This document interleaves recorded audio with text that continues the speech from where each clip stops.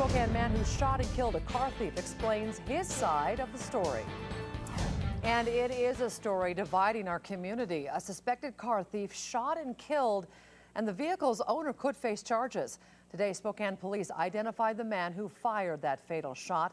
Detectives say 56-year-old Gail Gerlach, a Spokane plumber, fired the shot from his 9mm pistol. And KXLY4's Jeff Humphrey joins us now live at Mission and Lee. That's where the shooting took place, with Gerlach's explanation of how it all went down. Jeff? Well, Nadine, Mr. Gerlach said that he left his Suburban idling here in his driveway, and then he went inside his garage. But when he came out, he saw a stranger sitting inside his car. Then, like most of us would do, Gerlach did his level best to try to keep his car from getting stolen.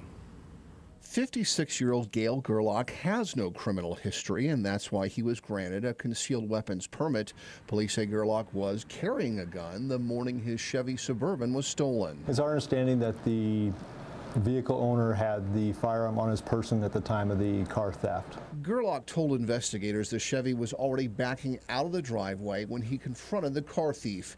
Gerlach says that's when Brennan Kaluza-Graham raised his arm and was holding what Gerlach thought was a gun. Kaluza-Graham was carrying a screwdriver in his pocket. However, this inventory shows a search of the Chevy turned up no weapon. No gun was recovered within the vehicle. There were some keys, a couple key rings of shaved keys, which would be keys that could be used to start a vehicle. Detectives who were at the scene are still wondering why Gerlach didn't shoot when he saw the thief raise his arm, but rather waited until Kaluza-Graham was driving away.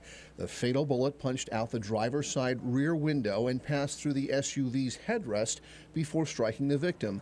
They are indicators that any threat Kaluza-Graham had made towards Gerlach were over by the time Gerlach pulled the trigger. This is a more complicated investigation than some as far as use of force, whether or not it was justified. So at this point, we are still compiling the rest of the investigation, and we'll confer with the prosecutor and move from there as to whether or not to submit charges. Right now, detectives are listing second-degree murder as the most appropriate charge that could be filed in this case, although a lesser alternate charge could be first-degree manslaughter, which, Nadine, simply means someone's reckless actions causing the death of another.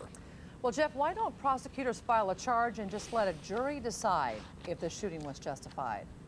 And that would certainly be a great use for one of our juries, but because Mr. Gerlach is in the position of claiming self-defense in this case, if a jury finds him not guilty, then taxpayers are on the hook for all of Mr. Gerlach's legal bills. Of course, the prosecutor's primary goal is serving justice, but often money is a consideration when deciding whether or not to go to trial. Reporting live in North Spokane, Jeff Humphrey, KXLY4.